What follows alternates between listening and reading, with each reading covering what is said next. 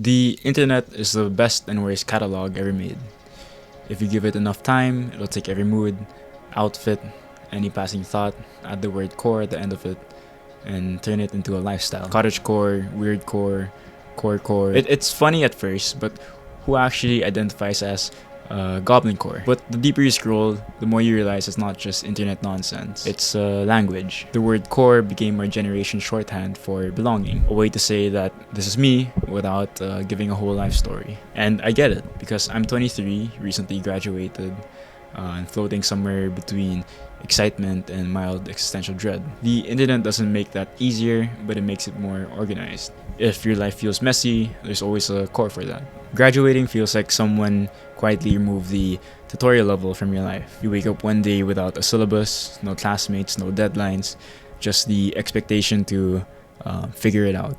I try. I wake up, make a checklist, try go to the climbing gym once a week, try and edit a script like this, take my online courses, try and upskill in whatever, and half-heartedly job hunt. It's not glamorous, but it's something. And in between, I scroll. Every scroll shows me a possible version of myself. The minimalist guy with the perfect lighting, the cottagecore writer with their homemade sourdough starting kit, making their own bread, or that girl with a 5 a.m. matcha routine. Online identity is like a closet of moods. You try on a few, see what fits, and see whatever gets the most likes. The sociologist Zygmunt Bauman actually called this liquid modernity, wherein we're constantly reshaping ourselves to keep up with the fast-moving world, wherein cores make this fluidity feel manageable. They give form to the formless. And when I say I'm a climbing minimalist coffee kind of guy, that's not just a sentence, it's my accidental core. A way to make sense of who I am while becoming whoever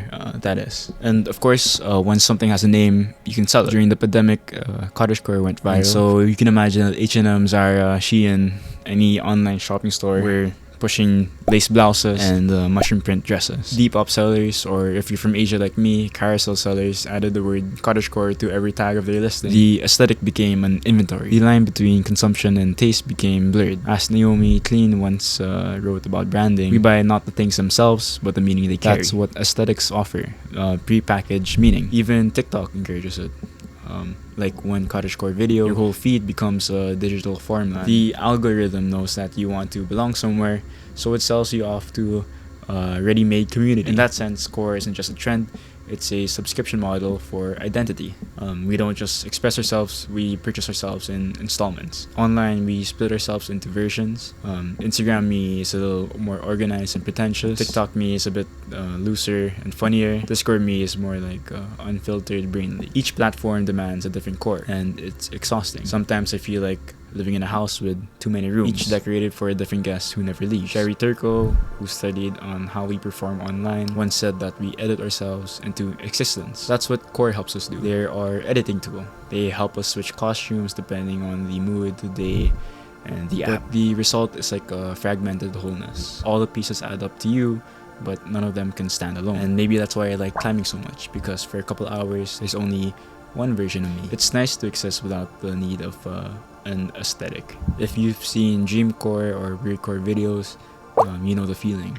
Blurry images of empty hallways, low-res screensavers, and a text saying you were here. They hit a nerve that you can't quite name. Y2K core is similar. Shiny flip phones, MySpace graphics, and shiny pink lighting. Most of them who love it weren't even alive by then, but they still love it. That's the weird thing about nostalgia online. It's no longer memory-based, it's aesthetic. We're nostalgic for vibes that we've never lived through. When the future feels unstable, we romanticize the past. As the writer Mark Fisher puts it, the slow cancellation of the future has made us recycle old futures and call them styles. Dreamcore and weirdcore don't just show us places, they show us absence. The space between childhood memories and digital fantasies. That's why they feel so comforting and eerie at once. It's nostalgia therapy. We scroll backwards to feel safe again. Cores work because they create instant communities. If you're into frogs, moss, and cozy chaos, you can find your people on their hashtag goblincore in a matter of 10 seconds. You don't have to be popular, you just have to be interested. And I think that's pretty powerful when you're young and adrift. After graduating, my friends went out and away,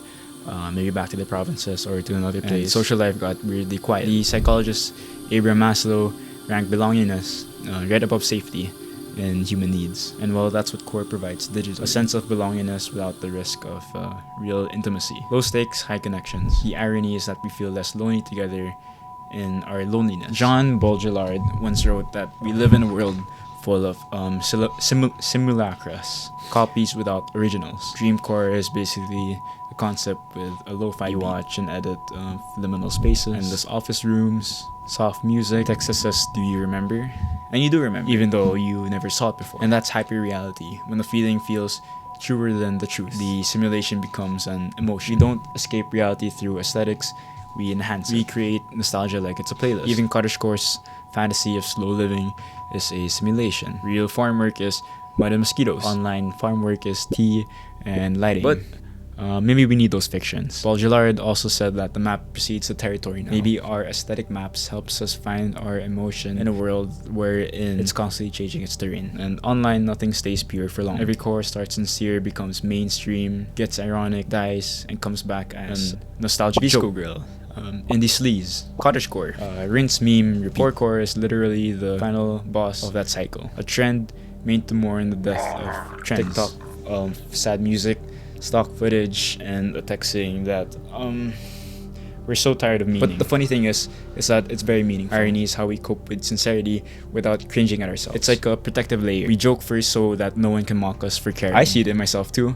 When I try to talk to my friends about these YouTube video essays, I'll be like, hey, yeah, I'm trying out this new thing. Like, I'm not really fully invested. But I am. We all are. We just don't want to sound earnest online. Maybe we're all a little corecore, secretly pretending that we don't care, but hoping that someone sees through that and sees that we actually do care. The more we live online, the more life feels like we're documenting instead of living. We film our morning, narrate our days, and set our lives to music. Even the act of not posting becomes a form of curation. Digital minimalization as a new aesthetic. I'm guilty of it too. When I write or edit late at night, I'll catch myself adjusting the lamp or putting on a playlist just in case I ever film it one day. That's not performative, that's just how my brain is wired. I think in frames. The internet turned existence into a kind of cinema. Every core is like a genre. Cottagecore is like pastoral drama. Weirdcore is psychological drama. Cluttercore is an indie film with too many props. And when people say they're living their main character moment, that's not narcissism. It's more like a symptom of self-documentation culture. You're not saying, I'm special. It's more like you're saying, I want my life to have a narrative. In a world where things rarely make sense, that's how we cope. We make sense visually. Before the internet, subcultures were built on shared values, not just shared aesthetics. Punk was about rebellion. Goth was about alienation and art. Emo was about vulnerability before vulnerability was a brand. Those groups had music, community, and physical spaces. Found them at shows, basements, thrift stores, not through hashtags. But the internet flattened it all. Everything became visible. And once it's visible, it's marketable. When everyone can join a subculture, instantly its meaning dilutes. Cores are what's left after subcultures get sanitized. They're skeletons, all vibes, no manifesto. Punk had politics. Cottagecore, on the other hand, had color palettes. But don't get me wrong, that's not necessarily bad. Subcultures used to gatekeep pretty hard, so I guess in a sense you had to prove that you belong. Now all you need is curiosity and Wi-Fi. It's the democratization of identity. Maybe it's a bit shallow, but it's also wider. You can find your people without moving cities or explaining yourself. When I started climbing, I felt the same openness. No one really cared about how experienced you are at the start. All they shout was ale ale, hoping you do your send. It's like the internet course, but online. Different kind of belonging, same emotional blueprint. It's funny how we live in emotional chaos but crave visual order. Maybe that's why that minimalism core or clean girl core exists. Not because we necessarily want to live clean, but hope we feel that. My desk is really as tidy as I posted, but those moments of order, even though it's staged, give me control. On the flip side, there's cluttercore, chaotic, colorful, and nostalgic. A rebellion against productivity culture, if you may. It's like saying my mess means something. These aesthetics aren't opposites, they're more like coping mechanisms. One says I'll control my world, while the other says I'll embrace the chaos. They're both valid responses of the same feeling, emotional overload. And the weird thing about these aesthetics is that they're not entirely ours. They're co-created with algorithms. TikTok just doesn't show us trends anymore. It creates them. You watch a few Dreamcore videos and the app starts serving you more. Each slightly different, slightly more refined, until the aesthetic exists as a fully formed culture. AI art sped us up even more. People type Goblin Core bedroom into Midjourney, and the results spawn hundreds of variations, mood boards, even Etsy shops. The algorithm isn't just a curator, it's a collaborator. It anticipates desire before we articulate. It doesn't necessarily care what something means, only that it engages. And well, I guess that's how aesthetics mutate so fast. They're shaped by a machine that doesn't necessarily understand them. And maybe that's why everything online feels incredibly specific and strangely hollow. Like it was made for us, but not by us. It's the weirdest form of co-creation. Human emotion, machine amplification. I think at one point, we all just start aestheticizing everything because it's the only way to make life bearable, although it sounds a bit dramatic. When you label something, you give chaos a theme. It feels smaller, more manageable. Cottagecore helped romanticize the lockdown during COVID-19. Weirdcore made this association feel like art. Even the joke cores, trashcore, frogcore, whatever core, help us laugh at how absurd everything really is. Help us laugh at the absurdity of how everything feels too much in a sense. Personally, climbing does that for me. It's not an aesthetic, but it functions as one. A structured escape. The walls don't move, the problems make sense, and if you fall, you try again. That's probably what all cores are all about. Trying again, trying to find comfort, beauty, and logic when everything feels so random. They're not just trends, they're therapy in disguise of memes. And if you spend enough time online and you're chronically online like me, you start to notice certain patterns. Everything eventually becomes the parody of itself, and then somehow sincere again. People mock the VSCO girl era endlessly, the hydro flask memes, the and the scrunchies, but in the end, those same girls post nostalgic memes about that time like it was a lost summer. Irony always burns itself out. Once you've laughed long enough, sincerity sneaks through the cracks and comes back. Cottagecore went through that too. At first it was sweet, then corporate and cringe, but right now it's quietly genuine again. People baking bread because they want to, not because it's trendy. The internet loops everything until it becomes emotional again. It's like the cultural equivalent of Stockholm Syndrome. We fall in love with the things that we once mocked because they remind us of who we are. Maybe that's just what growing up online means. Learning to find the authenticity in the irony. At the end of the day, the core of these aesthetics are the same.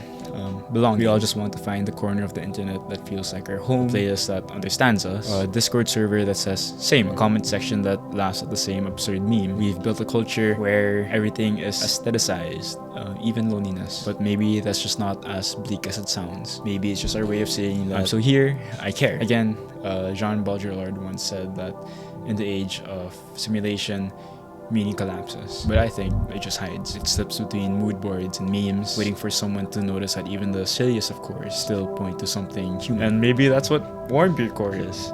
The act of noticing, of looking how we build tiny worlds of pixels and trends, and realizing that behind every core is just someone trying to fit in. So no, I don't think core is meaningless. I think it's proof that we're still trying. And in a culture that moves this fast, I think trying might be enough. Thank you for listening.